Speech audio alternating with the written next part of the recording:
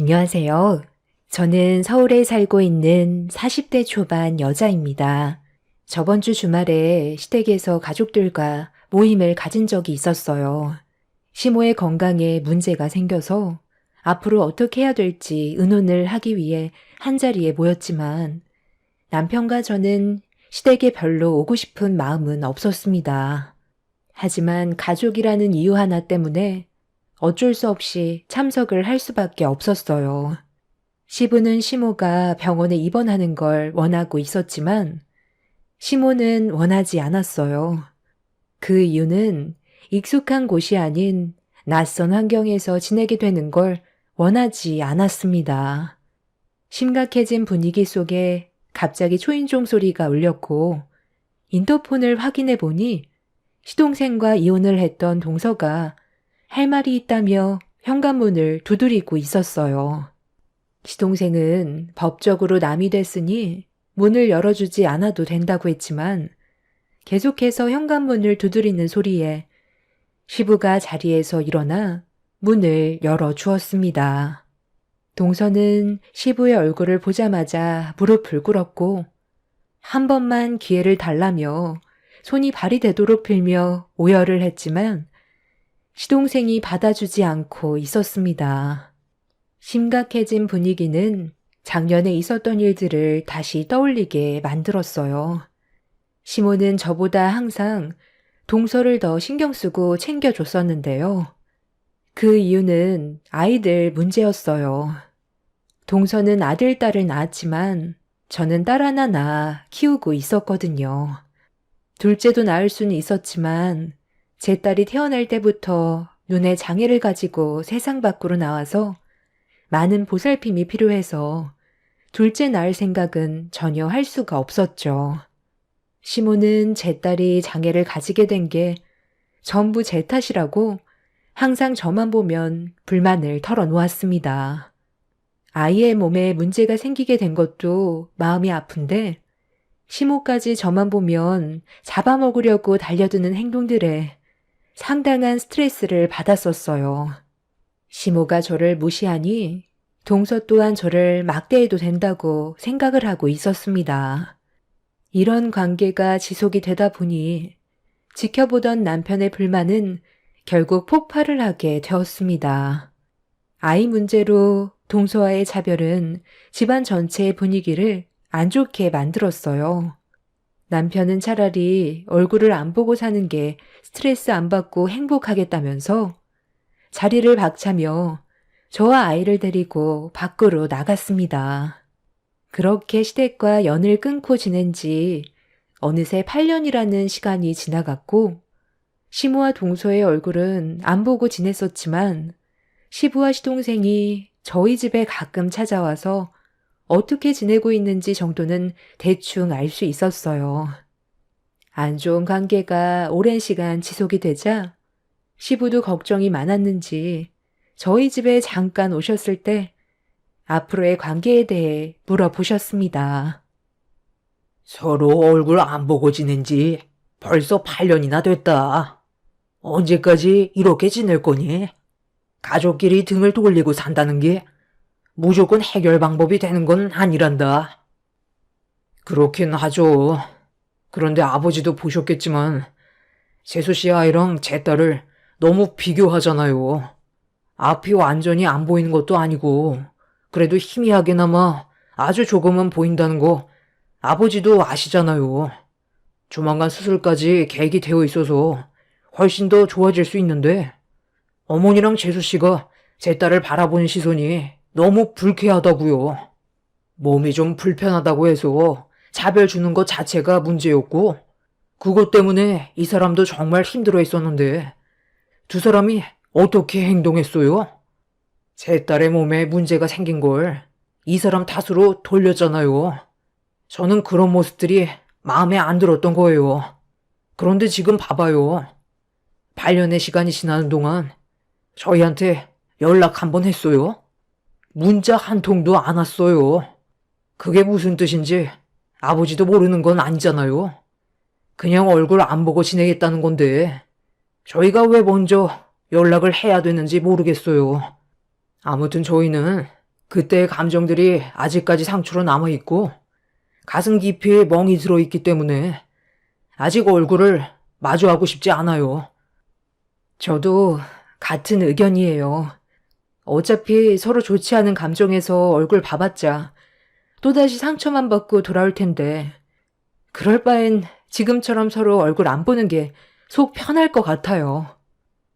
시부는 고민이 많았는지 한참 동안 생각에 빠져 있었습니다. 집안의 가장으로서 이런 불화가 지속이 되는 걸 원치 않았던 시부는 감정의 골이 더 깊어지기 전에 하루빨리 해결을 하고 싶어 했어요. 가족끼리 등 돌리고 사는 게 좋지 않다는 걸 저 또한 알고는 있었지만 8년 전에 너무 큰 상처를 받았고 제가 먼저 다가갈 이유가 없었기 때문에 시모와 동서가 잘못을 인정하고 먼저 손을 내밀기 전까진 저희 부부는 움직이지 않을 생각이었습니다. 그렇게 시부와 짧은 시간 동안 대화를 나누게 되었지만 해결할 수 있는 방법은 찾지 못했었죠. 몇 달 뒤 오게 될 설 명절날 서로 함께 모여 좋게 풀어나가길 원했던 시부의 생각을 저희 부부가 모르는 건 아니었지만 원인 제공자인 시모와 동서가 움직이지 않는 한 저희가 먼저 시댁에 찾아갈 일은 없었습니다. 그리고 제 딸의 수술이 코앞이라 여러 가지 신경 쓰는 일이 만들고 싶지 않았어요. 그렇게 시부가 돌아가시고 몇 주 뒤 제 딸은 눈 수술을 하게 되었습니다. 반맹아라고 사물의 분간은 어느 정도 가능하나 생활을 할 수 있을 정도는 아니라서 저희 부부는 제 딸이 어느 정도 수술을 감당할 수 있을 나이대까지 기다리기로 했었어요. 담당 의사 또한 수술이 급한 건 맞지만 너무 어렸을 때 수술을 진행하는 것보단 시간을 두고 수술을 할 수 있을 정도의 체력과 여러 상황들을 고려해 좀 더 지켜보기로 했던 거였어요. 그리고 어느 정도 시기가 맞았을 때 제 딸의 눈 수술이 결정이 되었고 정말 다행이었던 건 성공적으로 수술이 끝이 나게 돼서 정상인들처럼 완벽하게 세상을 선명하게 볼 수는 없었지만 그래도 예전에는 보기 힘들었던 글씨 또한 읽어내려갈 수 있었습니다. 그리고 이 소식을 들었는지 8년 만에 처음으로 시모에게 먼저 전화가 왔어요. 고민 끝에 시모가 8년 만에 저에게 연락한 이유를 들어봐야 할 것 같아 통화 버튼을 눌렀습니다. 시모의 첫마디는 상당히 밝았었어요. 그동안 잘 지내고 있었니? 최근에 수술이 성공적으로 끝났다면서? 시간이 지날수록 시력이 좋아진다던데. 그동안 마음고생 많았겠네. 이제 설 명절도 얼마 남지 않았는데 너희 시아버지가 언제까지 연락 안 하고 지낼 거냐며 하도 난리를 쳐서 이번에 우리 손녀 얼굴도 좀 볼 겸 한번 들렸으면 좋겠다. 가봤자 어차피 안 좋은 말만 듣게 될 텐데 상처되는 말 들을 바엔 안 가는 게 좋을 것 같아요. 그리고 어머님은 지금 저희 가족한테 미안한 마음에 내켜서 전화한 건 아니잖아요. 아버님이 화내셔서 억지로 어쩔 수 없이 전화하신 걸 텐데 가봤자 저희가 얻을 수 있는 건 없을 것 같아서요. 아이 참, 어머님, 저 좀 바꿔주세요. 형님, 저예요. 이번에 그냥 좀 오면 안 돼요? 아버님 때문에 눈치 보여서 살 수가 없어요. 그리고 이번에 어머님이 형님한테 줄 게 있나 봐요. 뭔진 잘 모르겠지만 일단 와서 받아가는 게 좋겠어요. 잠깐 얼굴 보는 건데 그게 그렇게 어려운 건 아니잖아요? 8년간 얼굴 안 보고 지냈으면 충분하다고 생각하는데요. 이번에 민서 입학하지 않아요? 우리 둘째 효주도 이번 연도에 입학하잖아요. 그래서 어머님이 겸사겸사 모이자고 하는 거니까 이번 기회에 하고 싶은 말 있으면 설 명절 때 꼭 오세요. 저도 눈치가 있지. 아버님 화가 머리끝까지 올라왔는데 쓸데없이 입 놀리진 않는다고요. 시모와 동서는 시부 때문에 스트레스를 많이 받고 있었는지 8년 만에 처음으로 전화해서 명절날 서로가 쌓였던 불만들에 대해 풀자며 시댁으로 모이길 원하고 있었습니다. 옆에서 묵묵히 듣고 있던 남편은 별로 느낌이 좋지 않다며 무슨 생각을 가지고 있는지 알 수 없기 때문에 혹시 모를 또 다른 상황들로 인해 힘들어질까봐 걱정을 하고 있었어요. 그렇게 저희 부부는 한참 동안 고민을 한 끝에 8년 만에 처음으로 설 명절날 시댁으로 향하게 되었습니다. 가는 동안에도 걱정이 많았었지만 시부가 가족들과 한자리에 모이는 걸 너무 원해서 어쩔 수 없이 시댁으로 가게 된 거였지만 조금이라도 상처가 되는 말을 듣게 된다면 고민도 하지 않고 집으로 다시 돌아올 생각을 가지고 있었습니다. 그렇게 8년 만에 시댁에 발을 들인 순간 시부와 시동생은 밝은 얼굴로 저희 가족을 반겨주었어요. 그리고 뒤이어 나온 시모와 동서는 어색한 미소로 인사를 건넸습니다. 두 사람은 저희 부부의 얼굴보다 제 딸의 수술 결과가 더 궁금했는지 제 딸에게 시선을 떼지 못하고 있었어요.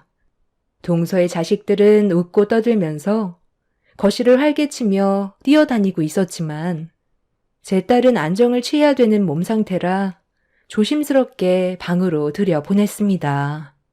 애들 목소리에 귀를 기울인 제 딸은 같이 놀고 싶었는지 사촌들과 자리를 만들어달라고 요청하길래 거실에서 뛰어놀고 있는 조카들을 불러 방에 있는 제 딸과 잠깐 대화를 나눌 수 있게 시도를 하려 했는데 아이들에게 충격적인 말을 듣게 되었습니다. 요즘 애들 친구 가려서 사귀잖아요. 조기 교육이 중요하다는 거 형님도 모르지 않을 텐데요. 어떤 애들과 만나냐에 따라 아이의 생각과 앞으로의 미래가 달라진다고요. 주변 친구들한테 얼마나 많은 영향을 받는데요. 제 아이들이 배울 게 없다고 생각해서 그런 말을 한 것 같으니 이해해 주세요. 사람마다 생각하는 건 다르잖아요. 그래도 그렇지. 이건 누가 봐도 잘못된 행동이고 바로 잡아주는 게 부모 역할 아니야? 아무리 애들이 어리다 해도 방금 한 말에 대해서는 사과했으면 좋겠어. 나 참, 장애인 보고 장애인이라고 한 게 무슨 잘못이에요? 장애인들이 노는 무리가 따로 있는데 정상인들과 섞이고 싶어 한다는 것 자체가 문제인 거죠. 정상인들이 왜 장애를 가진 사람들 때문에 피해를 봐야 되는 건데요? 방금도 보세요. 우리 애들 잘 놀고 있었는데 앞이 안 보여서 방에 들어갔으면 그냥 얌전히 있으면 되지. 귀는 또 왜 이렇게 밝아서 우리 애들 노는데 끼고 싶어가지고 불러달라고 하면 우리 애들이 같이 놀아줘야 되는 거예요? 제가 뭔데 우리 애들한테 오라가라 하는 건데요. 요즘 세상 장애를 가진 사람들을 향한 시선이 많이 좋아졌다곤 하지만 그래도 불편하고 옆에 있는 것조차 싫어하는 사람들이 아직 훨씬 많다는 거 형님도 모르는 건 아닐 텐데요. 그리고 애들 문제를 어른이 개입하는 것 자체가 통제고 아이들의 생각을 막는 거예요.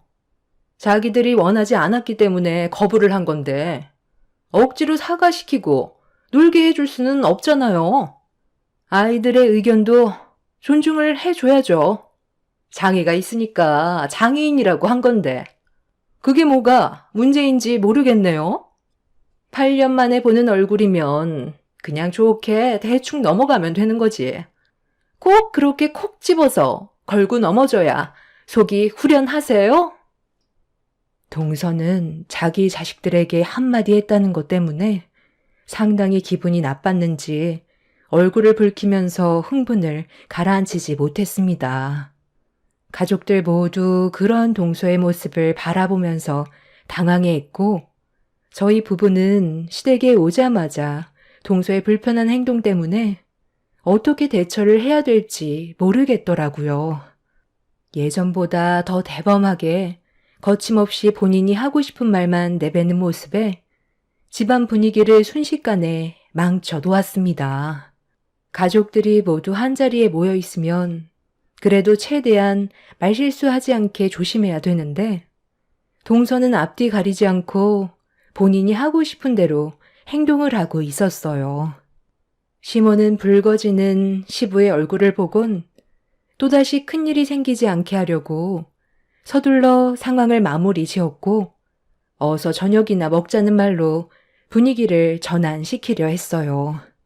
시모는 상 차리는 걸 도와달라고 저를 주방으로 불렀습니다. 동서는 본인이 뭘 잘못했는지 전혀 인지하지 못한 상태에서 투덜거리며 주방으로 들어왔어요. 시모는 저와 동서를 식탁에 앉히더니 대화를 이어나갔습니다.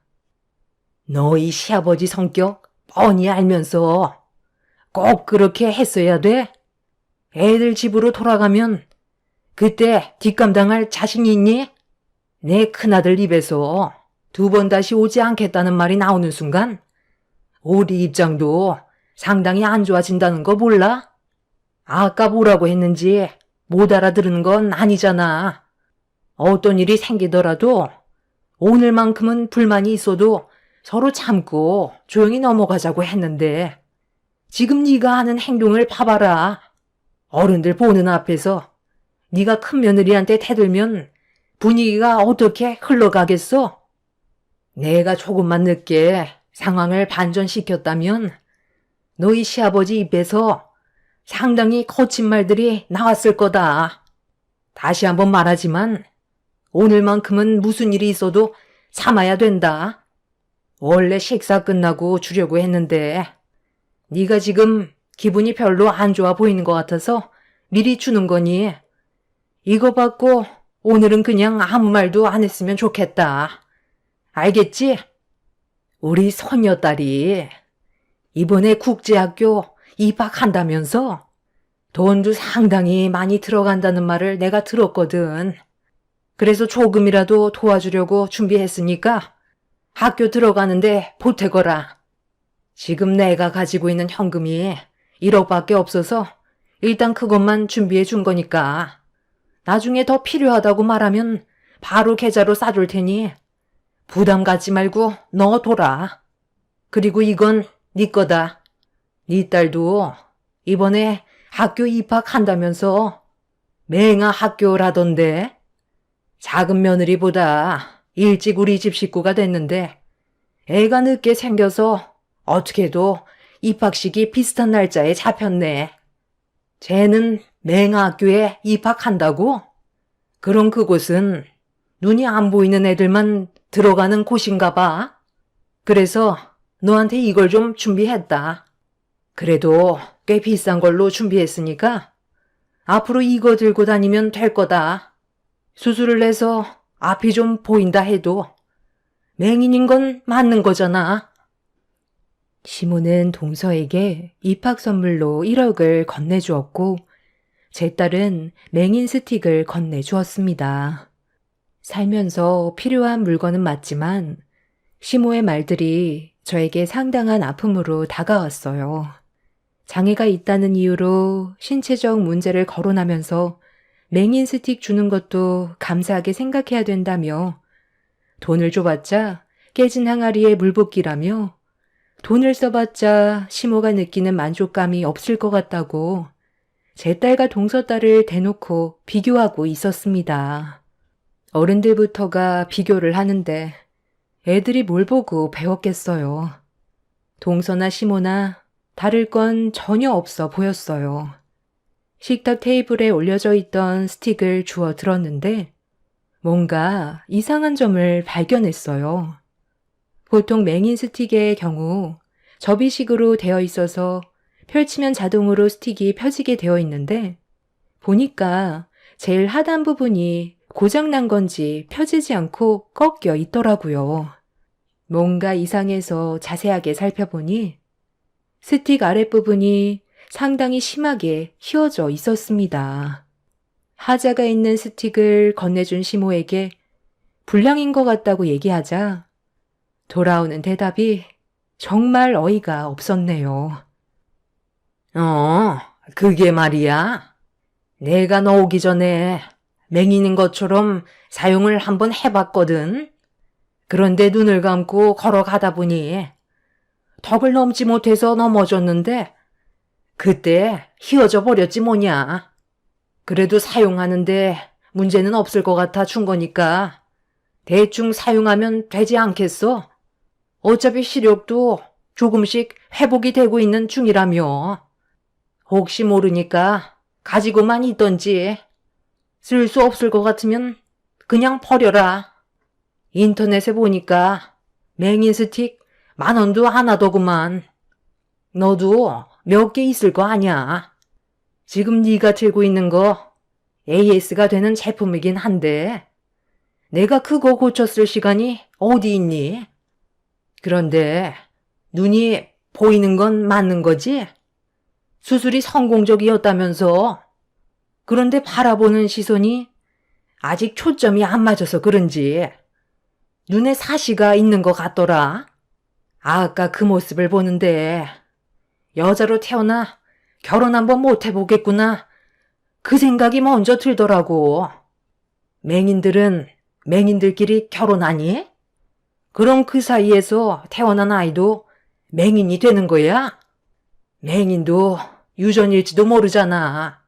너희 집안에 시각장애를 가지고 있는 사람들은 없었니? 에휴, 너희들만 보면 한숨밖에 안 나온다. 오늘은 떡국으로 대충 때울 테니까 서둘러 준비하도록 하자. 다들 바쁜데 빨리 먹고 가야 할 거 아니야? 언제까지 우리 집에 붙어 있을 순 없잖아. 시모는 자리에서 일어나 냉장고로 향했어요. 시모의 한마디 한마디가 저에게 엄청난 상처로 가슴에 박히는데 제가 왜 이런 말을 듣고 있어야 되나 싶더라고요. 8년 전이나 지금이나 달라진 건 아무것도 없다는 걸 느끼게 되는 순간이었고 남편과 집으로 돌아가게 되면 다시는 시댁에 오고 싶지 않았습니다. 동서는 기분이 금세 풀려서는 시모 옆에 찰싹부터 음식을 준비하고 있었어요. 그 모습들을 보면서 저도 제 할 일을 찾아 식사를 준비했고 그렇게 가족들이 모두 둘러앉아 자리에 앉았는데 갑자기 제 딸이 시모가 앉을 자리에 있던 떡국과 제 것을 바꿔달라고 보채고 있었습니다. 이유를 알지 못해 왜 바꿔야 되냐고 물어봤는데 제 딸은 계속 떡국을 바꿔달라는 말만 반복했어요. 저는 그런 딸의 기분을 맞춰주기 위해 떡국을 바꿔놓았고 그렇게 모두 함께 모여 8년 만에 첫 식사를 하게 되었습니다. 그런데 한 그릇을 뚝딱 비운 시모가 갑자기 표정이 일그러지더니 배를 부여잡고 급하게 화장실로 뛰어가 비명을 지르기 시작했어요. 화장실에 들어간 시모가 복통을 호소하며 괴로워하고 있는데 그 이유를 알지 못한 가족들은 화장실에서 나오지 못하고 있는 시모를 기다리고 있었습니다. 시부는 갑자기 일어난 돌발 상황에 많이 놀랐는지 무슨 일이냐고 물어보았고 시모는 본인도 잘 모르겠다면서 배가 너무 아프다면서 힘들어하고 있었어요. 그렇게 한참 뒤 화장실에서 나온 시모는 얼굴빛이 하얗게 변해선 거실 소파에 털썩 주저앉았는데 모두들 의아해하고 있었습니다. 정확한 이유를 알지 못해 모두가 당황해서 시모의 상태를 지켜볼 수밖에 없었습니다. 그런데 문제는 시간이 지날수록 점점 더 심각해졌고 시모는 몇 초마다 화장실을 반복해 왔다 갔다 하더니 나중엔 나올 힘도 없었는지 화장실에 주저앉아 버렸습니다. 시부는 그제서야 음식에 무슨 문제가 있는 것 같다고 했지만 가족들 모두 멀쩡한데 시모만 복통을 호소하고 있다는 게 너무 이상했어요. 그런데 그 순간 좀 전에 제 딸이 꺼낸 한마디가 머릿속에 스쳐 지나갔고 제 딸은 가족들이 모르는 무언가를 알고 있는 것 같아 좀 전의 상황에 대해 조심스럽게 물어봤어요. 왜 떡국을 바꾸라고 한 건지 되물어 보는 순간 딸이 뱉은 한마디는 가족 모두를 경악하게 만들었습니다. 제 딸이 방에 들어가 있을 때 옆방에서 동서가 전화통화하는 대화 소리를 전부 듣고 있었다면서 동서가 아는 지인에게 설사약을 구매한 것 같았어요. 액상으로 되어 있어서 조금만 넣어도 설사를 유발할 정도로 강력한 약이었는데 그걸 한 통 전부를 제가 먹을 떡국에 부어버릴 거라고 지인과 대화하는 걸 옆에서 듣고 있었다는 걸 설명해주고 있었습니다. 제 딸은 눈이 잘 안 보이는 탓에 귀가 상당히 예민해서 작은 소리조차 상당히 민감하게 반응을 하는데 옆방에서 전화 통화하는 건 당연히 전부 다 들을 수 있던 거였죠. 이 사실을 알게 된 제 딸은 평소 자기를 싫어하던 할머니와 바꾸라고 말을 했던 것 같아 보였어요. 그리고 이 사실을 가족 모두가 알게 된 순간 시동생은 동서의 가방을 뒤지기 시작했고 그 안에서 액상으로 되어 있는 설사 약통이 바닥으로 떨어졌습니다. 집안은 순식간에 난리가 났고 동서가 이런 일을 저질렀다는 거에 모두가 분노를 감추지 못하고 있었습니다. 그리고 제일 많은 피해를 받게 된 시모가 동서의 생각 없는 행동으로 인해 자신이 피해를 봤다는 거에 화가 났는지 화장실에서 비틀거리며 밖으로 걸어 나왔습니다. 안색이 상당히 안 좋아진 상태에서 시모는 동서의 뺨에 손을 올렸고 머리채를 잡으면서 분노를 표출했어요.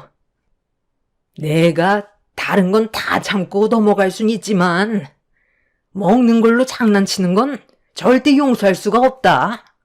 지금 내 몸 상태가 어떤 줄 알고는 있니? 네가 생각 없이 저지른 행동 때문에 지금 서 있는 것조차 힘들다고. 힘들게 만든 음식에 누가 설사약을 집어넣으래? 어딜 도망쳐? 당장 이리 안 와? 오늘 네가 한 행동은 절대 용서할 수 없다. 너도 똑같이 당해봐야 돼. 바닥에 떨어진 설사약 좀 이리 가지고 와라.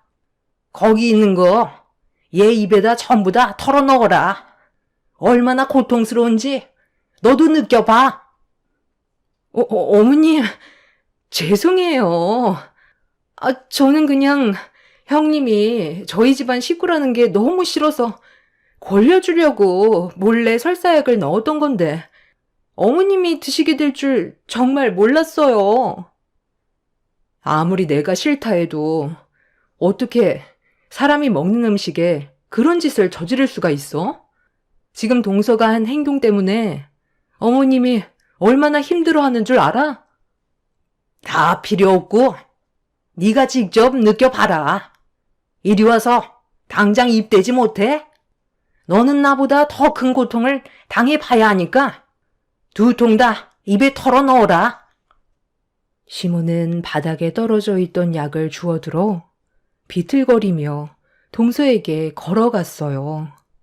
동서는 죄송하다면서 무릎 꿇고 손이 발이 되도록 빌었지만 시모는 이미 이성을 잃어버린 상태라 아무 말도 들리지 않았습니다.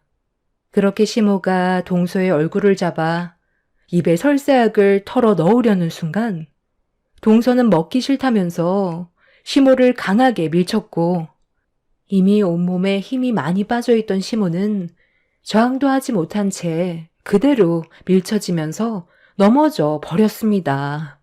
그런데 시모가 넘어지는 순간 거실 테이블 모서리에 얼굴을 부딪힘과 동시에 미동조차 하지 않았어요. 가족들 모두 움직이지 않는 시모의 모습에 놀랐고 시부가 시모의 몸을 돌렸는데 바닥에 과도가 떨어져 있었고 얼굴에서는 상당히 많은 출혈이 흐르고 있었습니다.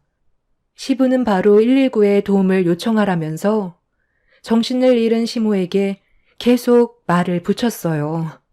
하지만 구급차가 올 때까지 시모는 정신을 차리지 못하자 동서는 걷잡을 수 없이 커져버린 상황에 온몸을 떨고 있었네요.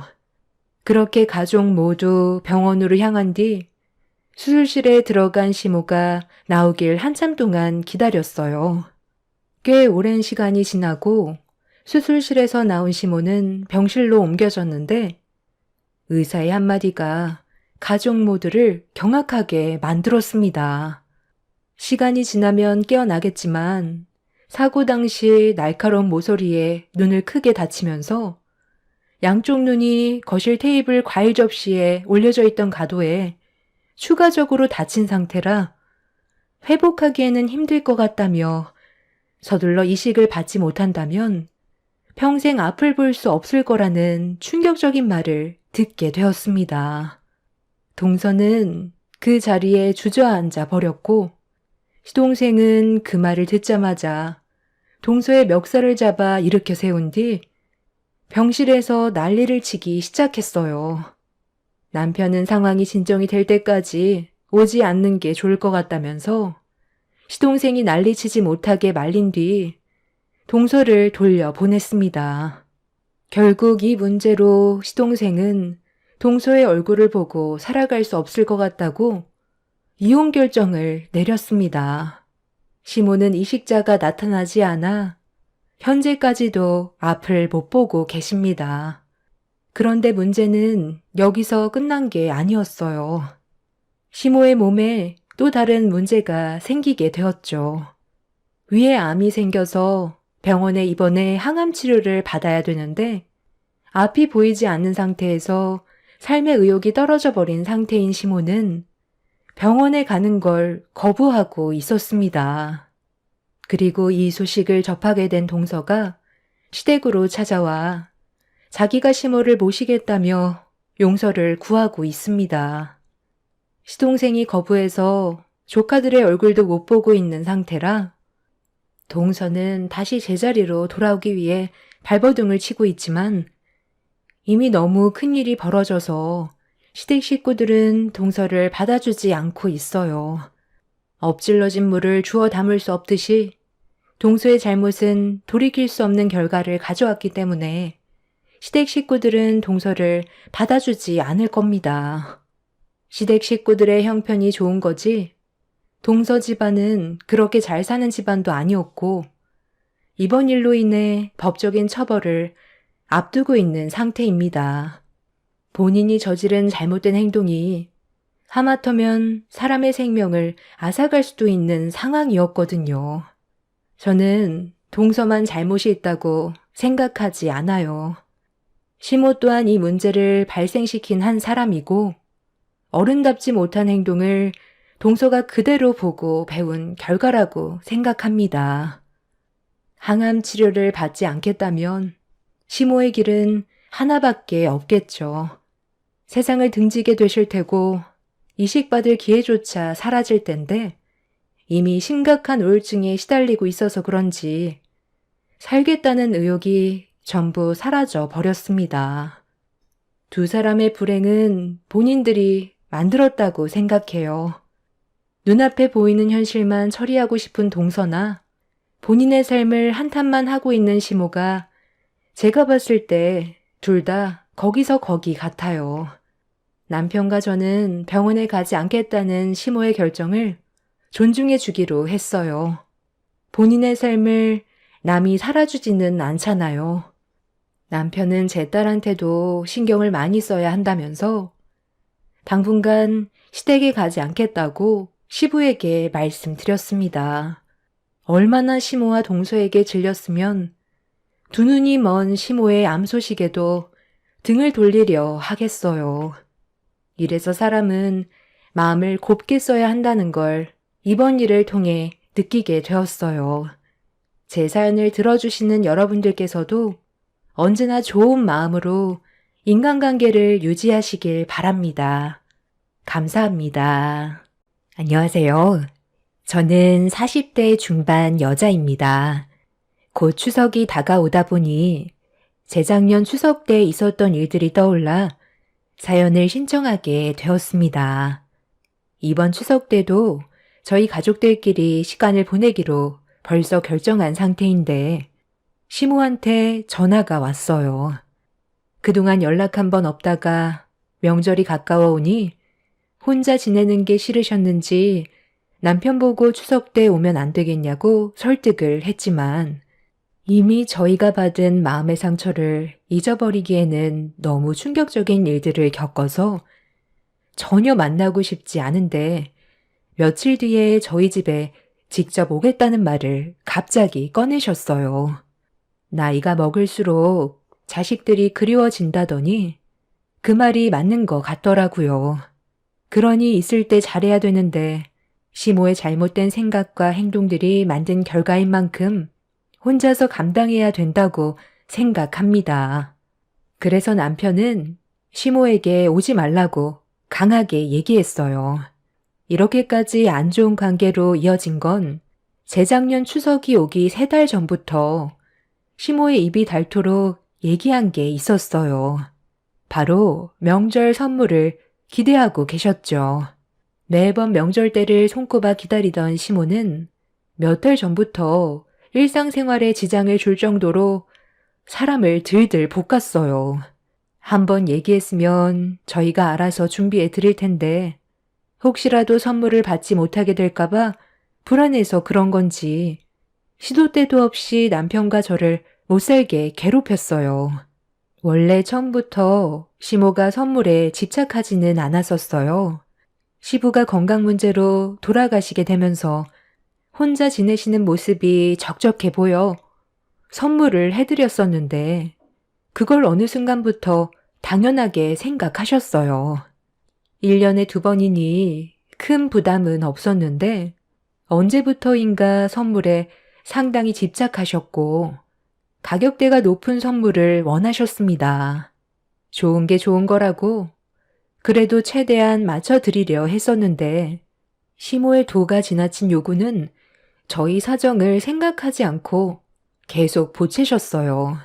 그래서 이 문제로 남편이 시동생과 대화를 주고받았었는데 저희보다 잘 사는 형편이라서 그런지 1년에 2번밖에 안 되는 거 가지고 심각하게 생각하는 저희가 더 이상한 거 아니냐는 충격적인 말을 듣게 되었습니다. 집안 사정이 다 다른 건데 상처되는 말을 아무렇지도 않게 내뱉는 시동생의 태도에 남편도 화가 많이 났었죠. 시동생은 동네에서 꽤 유명한 족발집을 운영하고 있고 동서는 피부과 전문의로 적지 않은 수익을 내고 있었지만 저희 사정은 시동생 내외와는 반대였기 때문에 지출 문제를 걱정하지 않을 수 없었습니다. 저는 일반 회사에서 사무직 일을 하고 있고 남편도 사업을 하지만 큰 수익이 나올 정도의 규모 있는 사업은 아니라서 부담이 될 수밖에 없었어요. 수산업을 하는 남편은 고된 노동에 비해 수익이 많지 않아 항상 고민을 했었고 결국 하던 일을 정리하고 수산업 노하우를 살려 식당을 차리게 되었습니다. 그래도 전에 했던 일들이 있어서 그런지 질 좋은 해산물은 어렵지 않게 얻을 수 있어서 맛 좋은 음식을 만들기 위해 많은 노력을 해왔었지만 음식 장사도 쉬운 건 아니라서 안정적인 수익을 가져오기에는 시간이 많이 필요해 보였습니다. 그러다 보니 명절 선물이 부담으로 다가올 수밖에 없었어요. 남편이 경제적으로 부담을 느끼고 힘들어하는 모습을 보고 싶지 않아 시모에게 전화를 걸어 저희 집안 사정을 얘기했어요. 그런데 제가 예상했던 거와 다른 답변을 듣게 되었습니다. 명절 얼마나 남았다고? 선물을 주기 힘들 것 같다는 말을 하는 거니? 매번 있는 것도 아니고 1년에 2번 있는 거 항상 손꼽아 기다리고 있었는데 갑자기 그런 말을 하면 내 기분이 어떻겠어? 얼마나 사정이 힘들다고. 선물 하나 해줄 수 없다는 말이 나와? 너는 내가 실망할 거라는 건 생각 안 해봤니? 어머님, 제가 오죽하면 이런 말씀을 드리겠어요. 요즘 식당에 손님이 없어서 제가 받는 월급으로 겨우 생활비 충당하고 있어요. 식당 자리 잡는데 좀 더 시간이 필요해 보여서 그때까지만 기다려 달라는 거예요.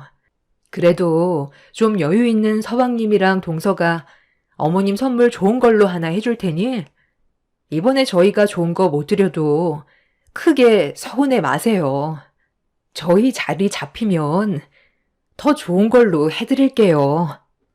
너 내가 몇 달 전부터 명품 가방 가지고 싶다고 입에 달고 살았던 거 알면서 어떻게 그럴 수 있니? 원하는 거 해줄 테니 걱정하지 말라고 했으면서 약속은 지켜야 되는 거 아니야? 이럴 거였으면 처음부터 아예 선물 주기 힘들다고 말을 하던가. 나는 이번 명절 선물만 못 빠지게 기다리고 있어서 절대 양보할 수 없으니 무조건 내가 원하는 걸로 준비해 주거라. 얼마 전부터 내가 선물 잘 준비되어 가고 있냐는 말에 반응이 미적지근하더구만. 이런 사정이 있어서 쉽게 말을 꺼내지 못했던 거구만. 어머님, 지금 그이가 하는 식당 계속 어려워지면 폐업까지 해야 돼요. 식당 차리면서 대출도 받았는데 하루에 손님이 10손가락에 꼽힐 정도예요. 비추천 메뉴라서 그런 건지 아니면 음식이 입맛에 안 맞아서 그런 건지 저희도 지금 원인을 찾아가고 있어서 시간이 많이 필요해요. 그러니 너무 서운해 마시고 좋게 기다려 주세요. 제가 힘들게 집안 사정에 대해 솔직하게 얘기하면서 시모한테 명절 선물은 다음에 드리겠다고 했는데 제 말을 딱 잘라 버렸어요. 무조건 시모가 원하는 선물을 받길 원하고 있었습니다. 자식이 힘든 상황이고 집안이 무너지게 생겼다고 사정을 하는데도 시모는 심각하게 받아들이지 않길래 저는 너무 큰 실망을 하게 되었고 너무 당연하게 생각하는 모습에 선물은커녕 명절날 시댁도 가고 싶지 않았습니다. 그래서 저녁에 남편이 식당 일을 끝내고 집으로 들어왔을 때 시모와 전화 통화한 거에 대해 얘기했어요. 남편도 상황이 어려워진 만큼 명절 선물은 힘들 것 같으니 나중에 남편이 따로 전화해서 추가적으로 상황 설명을 해주겠다며 대화를 풀어나가고 있었는데 남편의 핸드폰에 시모의 전화번호가 떴어요. 어느 정도 예상하면서 전화를 받았는데 역시나 시모는 남편한테 불만을 털어놓고 있었습니다. 저와 좀 전에 전화통화로 나눴던 대화가 마음에 들지 않았다면서 다가올 명절날 어떻게 할 거냐며 화를 냈습니다. 내가 맨날 바라는 것도 아니고 명절날 너희들이 주는 선물로 그동안 너희 아버지의 세상 떠난 거 위로받을 수 있는 시간들이라 그래도 어느 정도 기대하고 있었는데 상황이 힘들다고 엄마까지 배제시키는 건 너무한 거 아니니? 내가 그동안 너를 어떻게 키웠는데 그깟 선물 하나 때문에 엄마의 마음을 후벼 파야겠어? 엄마, 그게 아니잖아요. 대충 설명 들었겠지만 지금 정말 힘들어요. 아들이 폐업하게 생겼다는데 엄마는 저보다 선물이 더 중요해요? 너희 아버지 세상 떠나고 나서 내가 지금까지 버틸 수 있었던 게 뭐 때문이었는데 너희가 주는 선물 하나에 만족하면서 살아왔었다. 그런데 그것마저 네가 해주기 힘들다니까 내 마음이 얼마나 공허하겠어? 돈이야 또다시 모으면 되는 거지만 엄마는 이번 명절 때 선물 하나 못 받으면 평생 상처로 남게 될 거다. 동생이라 재수 씨가 준비해 줄 텐데 그걸로는 만족을 할 수가 없는 거예요. 저라고 엄마한테 선물 안 해드리고 싶겠어요. 저도 지금 상황이 너무 답답하다고요.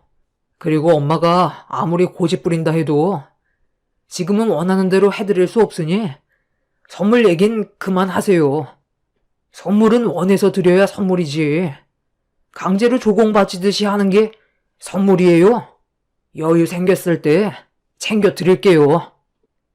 시모는 남편의 단호한 말에 노발대발하면서 흥분을 가라앉히지 못했어요. 남편은 더 이상 듣고 싶지 않았는지 전화를 끊어버렸고 핸드폰에 불이 날 정도로 시모는 쉬지 않고 전화를 걸었어요. 각자 생각하는 불만들이 화를 불러오게 되자 저희 부부는 더 이상 시모를 상대하고 싶지 않아 핸드폰 전원을 꺼버렸어요. 시모도 화가 많이 났는지 더 이상 연락이 오지 않았고 한동안 조용히 지내고 있었는데 이번엔 동서에게 전화가 왔어요. 시모가 동서한테 저희 욕을 한 것 같더라고요. 형님, 요즘 사정이 많이 힘들다면서요? 어머님이 저한테까지 전화해선 난리도 아니었어요. 1시간 동안 핸드폰만 붙잡고 있었다니까요.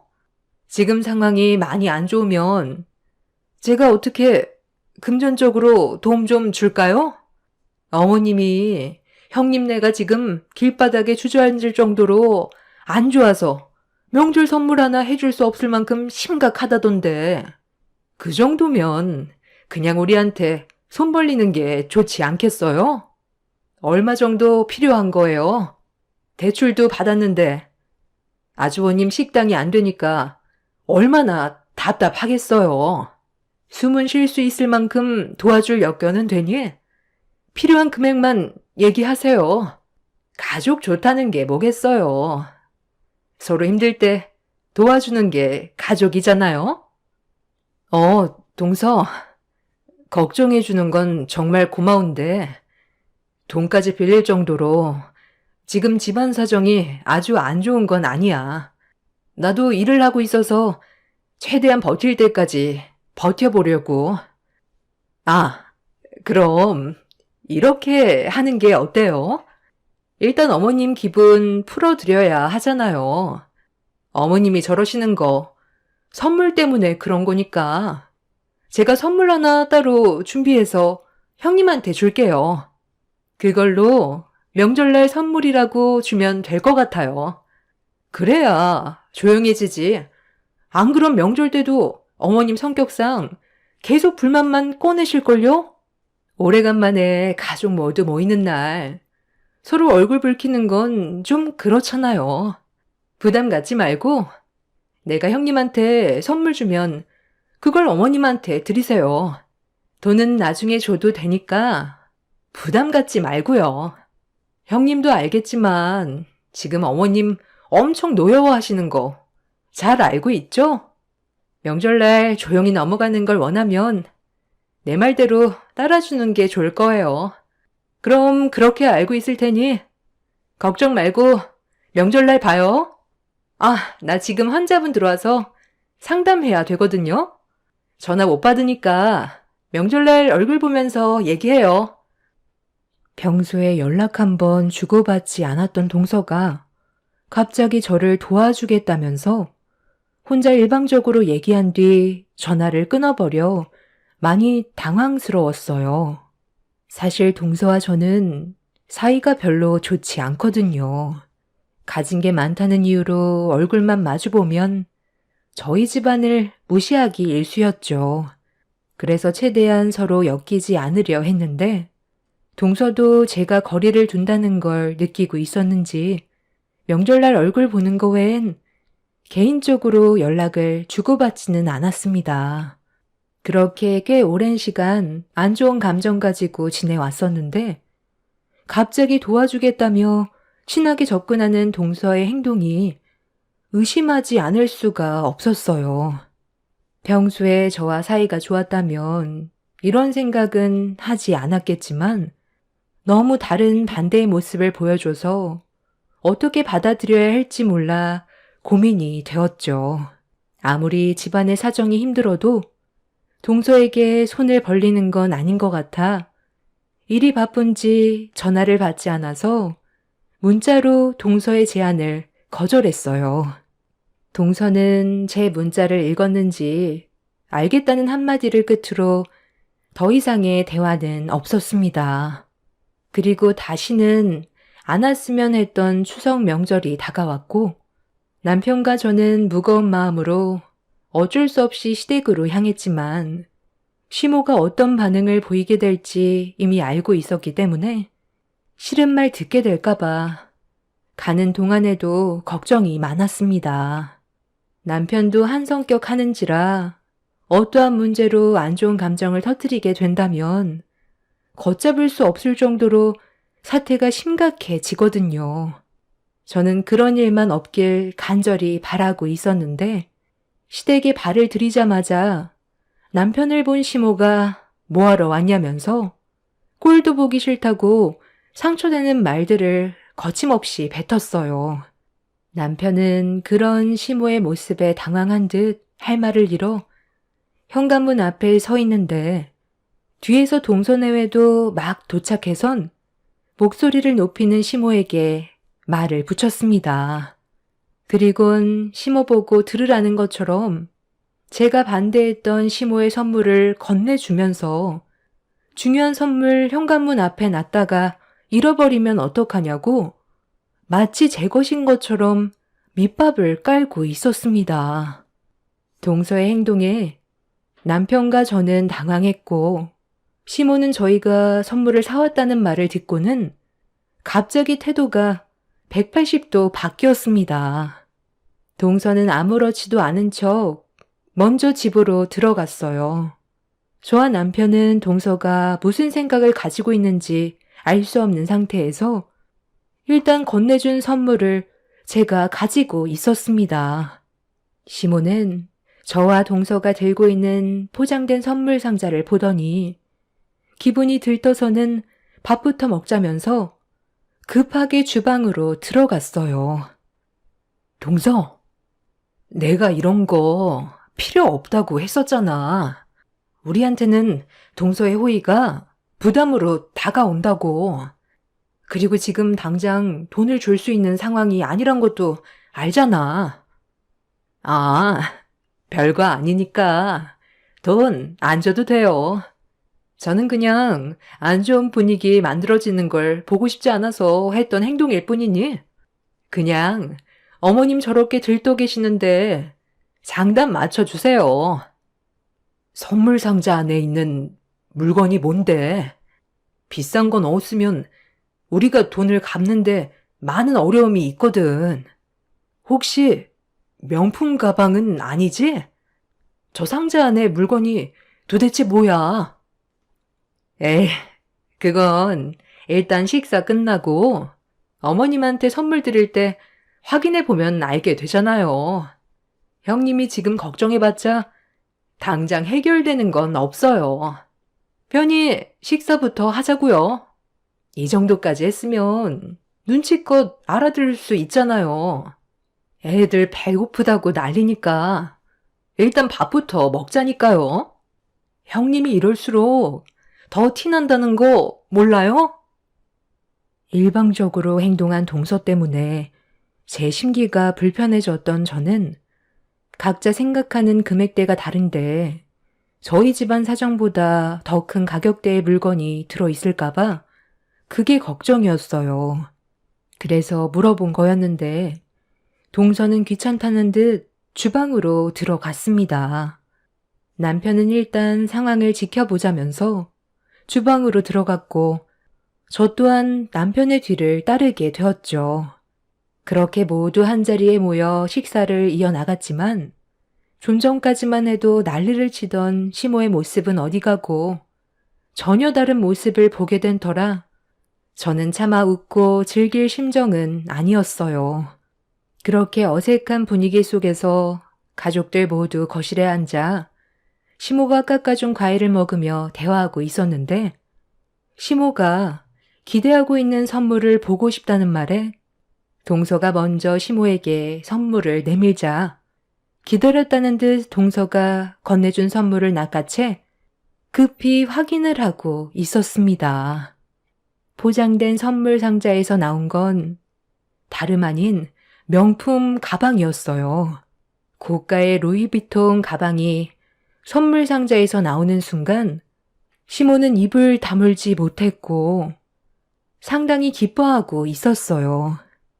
시모는 한층 업된 기분으로 제 옆에 있던 선물 상자를 빨리 달라면서 손을 내밀길래 제가 준비한 것도 아니지만 제가 준비한 것처럼 시모에게 건네주었습니다. 시모는 상자 안에 뭐가 들어있는지 많이 궁금했었는지 급하게 포장지를 뜯고 있었어요. 그리고 안에 있던 물건을 꺼내 들어 올리는 순간 저희 부부는 시모가 들고 있던 가방을 뚫어지게 쳐다봤어요. 시모는 순간적으로 정색을 하면서 동서가 들고 있던 가방과 나란히 거실 테이블에 올려놓았습니다. 아니, 지금 이게 어떻게 된 상황이니? 왜 너희들이 준비한 선물이 똑같은 거야? 명품 가방을 원하기는 했지만 둘이 겹칠 거라곤 전혀 생각하지 못했는데 이렇게 되면 하나는 환불을 할 수밖에 없겠는데? 그런데 가만히 있어 보자. 너희들이 나한테 똑같은 선물을 해준 건 맞긴 한 것 같은데 약간 미묘하게 다른 것 같은데 상품 번호는 똑같은데 왜 생긴 게 다른 거지? 설마 이거 가품 아니야? 잠깐만. 그러고 보니 큰 며느리가 나한테 준 선물은 보증서가 없네. 작은 며느리가 준 건 보증서가 있잖아. 큰 며느리 네가 얘기 좀 해봐라. 이거 어디서 산 거야? 백화점에서 산 거 아니지? 설마 나 속이려고 길거리 시장에서 구매한 거니? 어머, 요즘 이 상품이 유행이라곤 하던데 벌써부터 가품이 돌아다닐 줄 전혀 몰랐어요. 정말 자세하게 안 보면 어떤 게 진짜이고 가짜인지 구분하기 힘들겠어요. 뭘 구분하기 힘들어? 나는 딱 알겠는데 달려있는 것들부터가 싸구려 티가 팍팍 나잖아. 얘, 너 지금 나한테 일부러 이런 짓을 꾸민 거지? 내가 하도 명절 선물로 난리를 치니까 명절 때 얼굴 보기 껄끄러워서 어쩔 수 없이 시장에서 몇만 원으로 구매할 수 있는 가방 하나 포장해 온 거 맞지? 이딴 쓰레기 가방을 지금 나한테 걸치려 했던 거야? 어머님, 그게요. 지금 약간 오해가 있는 것 같은데 제가 다 설명드릴게요. 얼마 전에 동서와 잠깐 전화 통화를 한 적이 있었어요. 그런데 그때 동서가 형님, 지금 저한테 탓을 돌리려는 거예요? 사람이 어떻게 그래요? 내가 이런 말까진 안 하려 했는데. 어머님, 형님이 저한테 전화해선 뭐라고 한 줄 아세요? 돈 좀 빌려달래요. 가진 게 하나도 없는데 어머님이 선물 타령한다고 지긋지긋해 죽겠다면서 명절날 또 얼굴 붉히게 될 것 같아 걱정이라면서 어머님이 이 세상에서 차라리 사라졌으면 좋겠다고 했어요. 제가 그 말을 들었을 때 얼마나 놀라고 기분이 안 좋았는 줄 아세요? 선물 그거 하나 때문에 가족들끼리 얼굴 붉히면서 살아야겠냐고? 저한테 전화해선 어머님 험담하는데 그때 제 기분이 정말 말이 아니었다니까요. 형님이라서 표현도 못하고 제가 할 수 있는 말이 네네 밖에 없었어요. 그러니까 지금 나 바보 취급했다는 거잖아. 내 앞에서는 엄청 힘들다고 죽는 소리 하더니만 뒤에서 나를 험담해? 큰 며느리가 돼가지고 작은 애한테 본이 되는 모습을 보여주기는커녕 나를 인간 쓰레기로 몰아가? 너 그렇게 안 봤는데 아주 못돼 처먹었구나? 감히 내 앞에서 너 같은 수준의 가품을 디밀어? 시모는 제 말을 조금도 들으려 하지 않고 그 자리에서 가방을 마구마구 찢어 버렸어요. 남편도 시모의 행동에 많이 놀랐는지 뭐 하는 짓이냐고 화를 냈지만 이미 시모는 제정신이 아닌 듯 했어요. 그렇게 사정없이 찢어버린 가방을 제 얼굴에 던져버리면서 평생 지울 수 없는 막말을 쏟아냈어요. 남편과 저는 이런 분위기에 더는 함께 있고 싶지 않아 자리에서 일어났습니다. 그리고 동서가 한 행동들은 잘못된 거라며 집안 분열을 일으킨 거에 대해 조용히 넘어가지 않을 거라고 화를 냈는데 그 순간 시모가 자리에서 벌떡 일어나더니 어른이 앞에 있는데 동서한테 화를 냈다고 제 머리채를 잡았습니다. 갑작스런 상황에 너무 놀라 비명을 질렀고 남편은 소리치며 뜯어 말렸지만 시모는 그동안 저에 대한 불만이 많았었는지 머리를 잡고 있던 손을 놓지 않았어요. 이런 광경을 자리에 앉아서 지켜보던 시동생은 저를 보며 눈치도 없다면서 동서가 준비해 준 것만도 감사하게 생각해야 되는 거라며 가진 게 없는 식구들과 함께 사는 게 너무 피곤하다며 이번 기회에 그동안 시모가 쌓였던 거 전부 풀어버리라면서 시모를 더 난리치게 부추겼어요. 남편은 온 힘을 다해 시모를 강하게 밀쳐버렸고 뒤로 넘어진 시모는 다시 자리에서 일어나 저를 노려보고 있는데 그 순간 방문을 열며 밖으로 나온 동서의 아들이 울먹이며 밖으로 나왔어요. 그리고 제 옆으로 다가오더니 바닥에 찢어져 있던 가방을 주워 들었습니다. 그 모습을 모두가 당황하며 보고 있는데 찢어진 가방을 들고 있던 동서 아들이 그 가방을 동서에게 집어 던졌어요. 그리곤 이어서 충격적인 말을 꺼냈습니다. 동서가 시모에게 건넸던 명품 가방 또한 가짜라면서 왜 큰엄마한테만 뭐라고 하냐며 집에서 시동생과 동서가 나누는 대화를 전부 다 들었었다고 충격적인 말로 모두를 당황스럽게 만들었어요. 시모는 그럴 일 없다면서 보증서가 있는 걸 조카에게 보여주면서 동서내외가 그럴 일 없다고 얘기했지만 조카는 동서가 하는 말을 가족들에게 그대로 전달해 주었습니다. 저에게 건네주었던 선물은 가품 중에서도 최하급이었고 동서가 시모에게 주었던 가방은 가품 중에서도 최상급으로 보증서까지 비슷하게 만든 제품이었습니다. 그리고 지금까지 시모에게 선물해줬던 모든 물건들이 전부 진품이 아닌 가품이었다는 걸 조카가 전부 털어놓으면서 큰엄마한테만 왜 뭐라 하냐고 집이 떠나가라 호통을 치기 시작했어요. 싸우는 거 보고 싶지 않다면서 눈물을 흘리고 있길래 저는 조카를 진정시켜 주었습니다. 시모는 그 자리에서 털썩 주저앉았고 동서는 말까지 더듬더니 횡설수설하고 있었는데 분노한 시모가 테이블 위에 올려져 있던 가방을 들어 냅다 던져버렸고 그동안 속고 살았다는 거에 엄청난 배신감을 느끼게 되었는지 다 필요 없다면서 전부 다 나가라고 소리를 질렀습니다. 시모가 분노하는 모습을 보게 된 시동생은 자리에서 벌떡 일어나더니 결국 이런 상황까지 오게 될 줄 알았다면서 동서에게 분노했고 시동생 내외는 그 자리에서 서로 언성을 높이면서 싸우기 시작했어요. 시동생은 벌만큼 벌고 있기 때문에 제대로 된 선물을 해주고 싶어 했지만 동서가 그걸 원하지 않았습니다.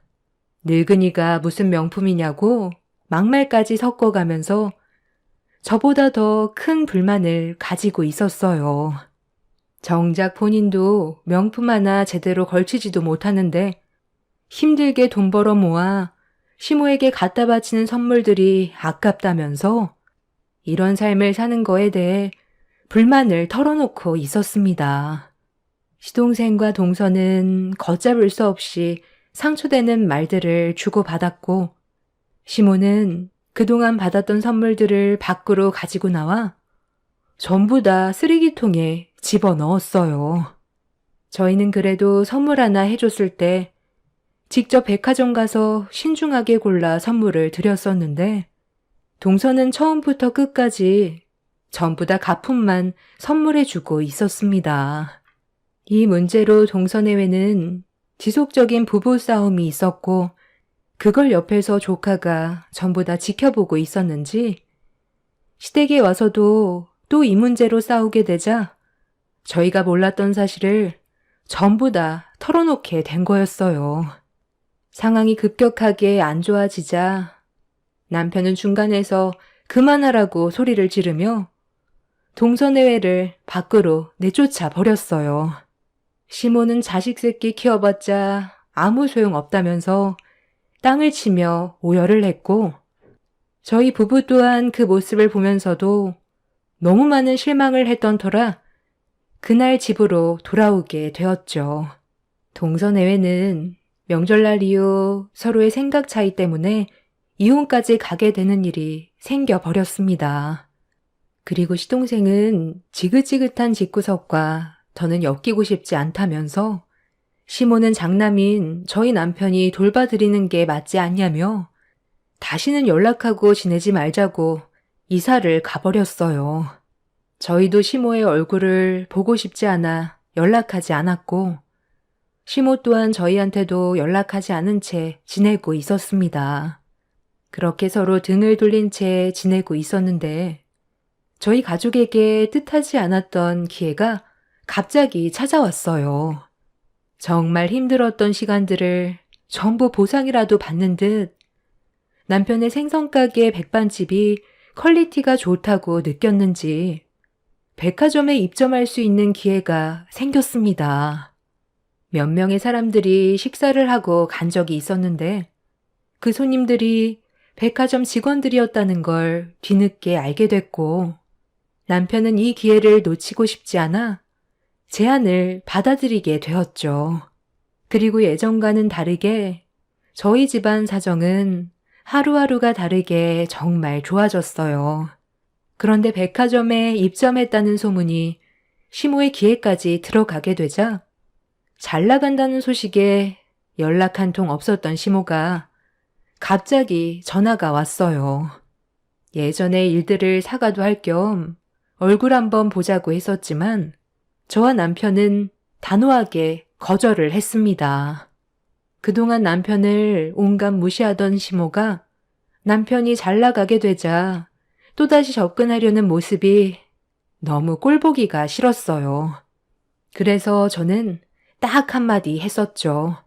누굴 건드린 줄 아냐며 열심히 노력하는 사람에게는 무조건 기회가 찾아오게 되어 있다면서 시모가 함부로 오라가라 할 사람이 이제 아니라고 더는 연락하지 말라고 했어요. 그날 이후 몇 번 더 연락이 왔었지만 핸드폰 번호까지 전부 바꿔버렸습니다. 그렇게 각자의 삶을 살면서 지내고 있었는데 이번에는 시모가 직접 찾아오겠다는 말을 하네요. 저희는 당연히 싫다고 했어요. 그 이유는 동서와 이혼한 시동생의 가게에 문제가 생긴 것도 있었습니다. 족발집을 운영했었는데 다른 지역으로 이사 가면서 다시 장사를 시작했지만 더는 지킬 가정이 없어서 그런 건지 시동생은 예전처럼 족발 가게에 매달리지 않았어요. 그리고 결국 폐업을 하게 되었죠. 그래서 남편과 같이 일을 하면 어떻겠냐고 부탁을 했지만 받아주지 않았습니다. 껄끄러운 상황 자체를 만들고 싶어 하지 않았어요. 욕심이 한도 끝도 없으면 그 끝은 나락이라는 걸 이번 일을 통해 느꼈으면 좋겠어요. 저희 부부는 정말 열심히 살아왔었고 노력 끝에 좋은 결과를 얻게 되었습니다. 또다시 시모와 엮이고 싶지 않아요. 저희 가정은 지금 이대로가 행복하거든요. 시모는 연세가 들수록 등 돌린 자식들이 그립고 지난 날이 후회가 되겠죠. 돌아가신 아버님 핑계로 자식들 등골 빼먹으려던 못된 심보, 제발 고치셨으면 좋겠네요. 제 사연을 들어주신 여러분들께서도 가족들에게 바라기만 하는 것보단 서로를 아껴주고 챙겨주시길 바랍니다. 감사합니다.